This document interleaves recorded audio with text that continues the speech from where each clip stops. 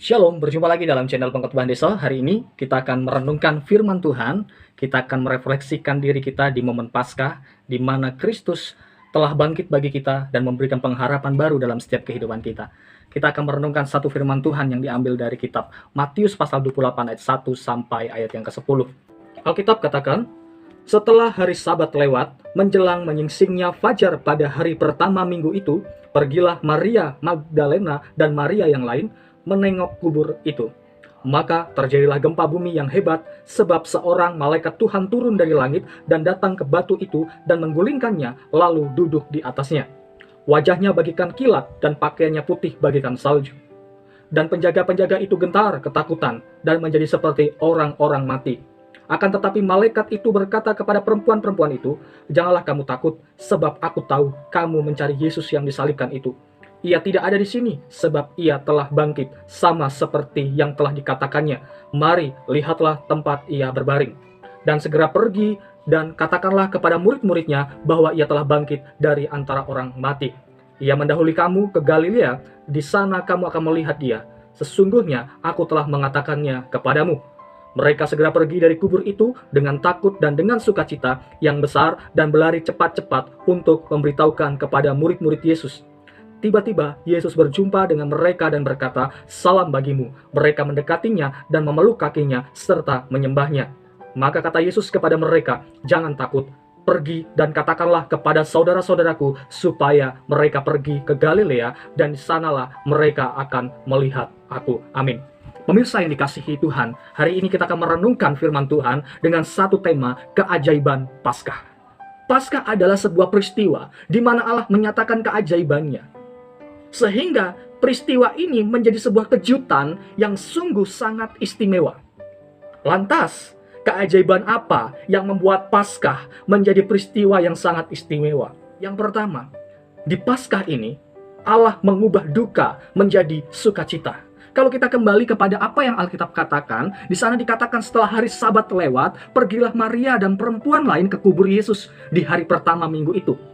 Yang pastinya seseorang yang pergi ke kubur akan membawa satu sikap atau keadaan yang masih merasa duka, dan duka itu pasti masih tersimpan dalam kehidupannya. Tidak mungkin orang datang ke pemakaman, datang ke tempat perkuburan dengan sikap yang sama seperti orang yang akan datang ke pesta perkawinan, pesta ulang tahun, atau pesta sebuah karnaval yang besar. Tentunya tidak. Orang yang datang ke pemakaman, datang ke perkuburan untuk melihat tempat peristirahatan terakhir dari orang yang dikasihi, pasti akan masih memiliki rasa duka yang tersimpan dalam hatinya.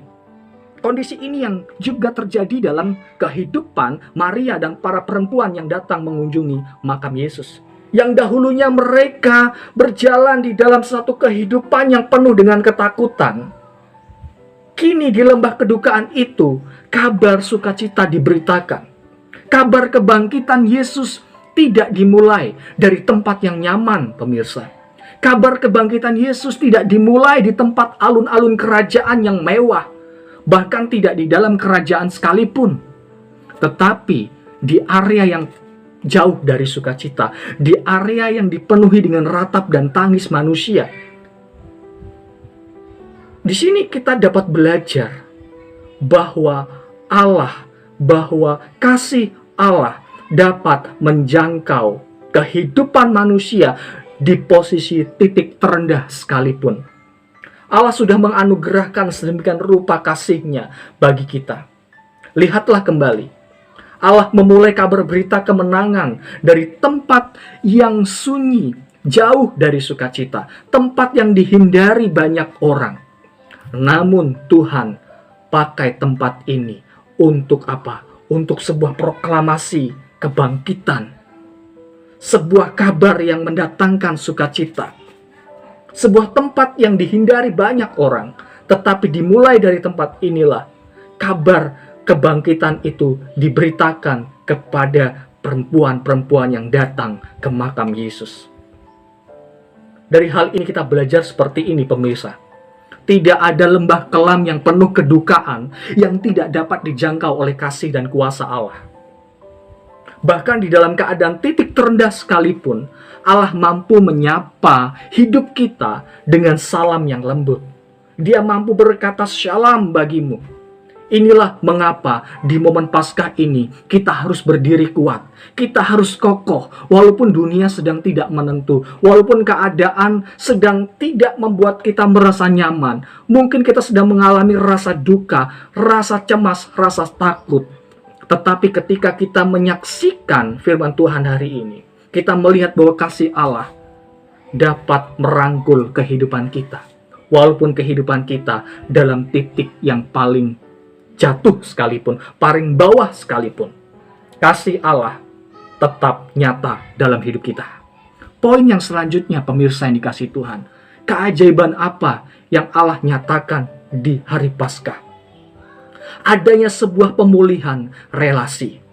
Perhatikan di dalam ayat yang ke-10, di dalam pasal yang ke-28 kitab Matius. Alkitab katakan, maka kata Yesus kepada mereka, jangan takut, pergi dan katakanlah kepada saudara-saudaraku supaya mereka pergi ke Galilea dan di sanalah mereka akan melihat aku.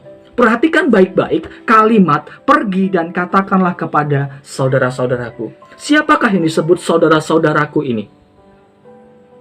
Jelas para murid yang kabur ketika serdadu-serdadu datang menangkap Yesus di Taman Getsemani. Murid yang telah menyangkal Yesus sebanyak 3 kali.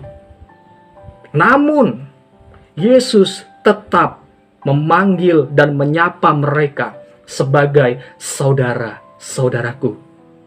Ini adalah satu hal yang patut untuk kita ikuti jejak Kristus. Teladan yang diberikan Yesus untuk kita lakukan. Sekalipun murid-murid itu meninggalkan dia di waktu ia ditangkap, Petrus menyangkal Yesus sebanyak 3 kali, tetapi Kristus tetap menyebut mereka dengan sebutan saudara-saudaraku.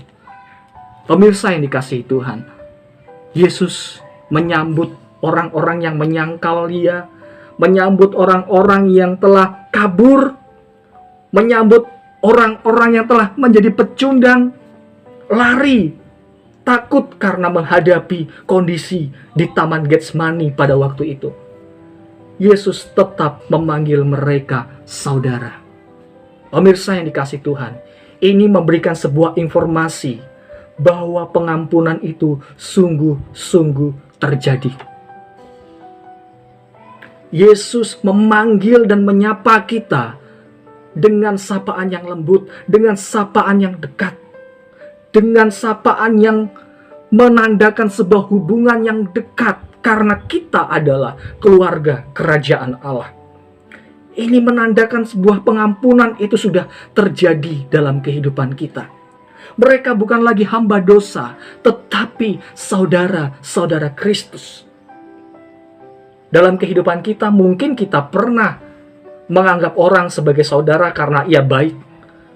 Tetapi Yesus menganggap baik, menganggap saudara kepada orang-orang yang telah mengkhianatinya, kepada orang-orang yang telah meninggalkan Yesus sendiri di Taman Getsemani. Inilah yang dilakukan Yesus. Yesus menerima, Yesus menyatakan pengampunan yang begitu luar biasa. Inilah pemulihan relasi yang dahulu jauh kini menjadi dekat. Inilah karya salib Kristus. Inilah mujizat dari Paskah itu. Paskah menyatakan, memberikan satu kebenaran dalam kehidupan kita bahwa dosa saya dan pemirsa telah diampuni oleh Kristus. Kiranya mohon Paskah ini mengingatkan kita bahwa kasih Allah sungguh nyata dalam kehidupan kita. Tuhan Yesus memberkati kita semuanya. Shalom.